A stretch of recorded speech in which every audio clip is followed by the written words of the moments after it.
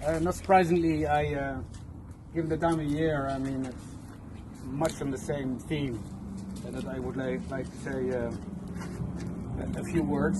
I'll say a short introduction, and I'll end with a Mishnah. Then we'll say Yizkol, and then we will say Kaddish. And whoever wants to partake in that should feel free to do so. The time of year we are, the month of Elul, the year of the feast of Rosh Hashanah, the holiday of Rosh Hashanah coming up. The Jewish New Year is traditionally a time of remembering, a time of taking stock, and a time of looking back. Now, there are a few ways of remembering. Part of them are in words, part of them are in things. The words of the people for whom we reveal Toespraak are not heard, other than in books and in writing, and in a little bit of memories of people who knew them, who are also slowly going away. So there's very little we know about them. We don't know what went on in their heart. We don't know what it is that they want to do. The other traditional way of remembering someone is by erecting a matzevah, by erecting a stone. It happens in Tanakh a few times. It happens when people are concluding a covenant. It happens when the Jewish people enter the land of Israel and they write down the Torah, they write down the God-given Torah on stones to remember it in their hearts. So we do it, we erect a matzevah for people. It's the one thing we do, we always try to do when we know somebody's buried. But these matzevot are small. These matzevot only contain their name and their death.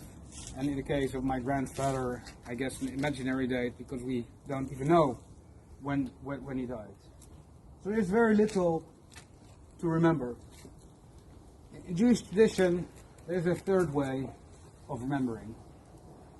We believe that even if no one remembers, God remembers. God looks at us and sees what we did. He looks in our hearts, he sees our past, he sees our future. And on Rosh Hashanah, a few times we ask, HaKadosh Baruch Hu, do not forget us. We are alone in a big world. We are surrounded by all sorts of difficult tasks. Do not forget us. Remember us. And a very famous example of that is a piyut, which was written by Rabbeinu Gershom in the 12th or 11th century, after the destruction of the community of Mainz in 1041, if I'm not mistaken. He writes a poem which starts, Zchor Brit Avraham. Remember the covenant of Avraham. V'akedat Yitzchak, and the binding of Yitzchak. And bring the Jewish people back to where they were. We are today, in many ways, remembering the binding of Yitzchak. The martyrdom, the involuntary martyrdom of my grandfather, whatever went on in his heart, whatever went on in his life was killed for being a Jew, like many people before him all through the ages. And it is with that I would like to use the words of the Paitan, use the words of Kohen. Remember the Brit Avraham, remember the eternal covenant, and remember the binding of Yitzchak. I would like to add to that, I say a word of Mishnah, as is the custom. We say a word of Mishnah.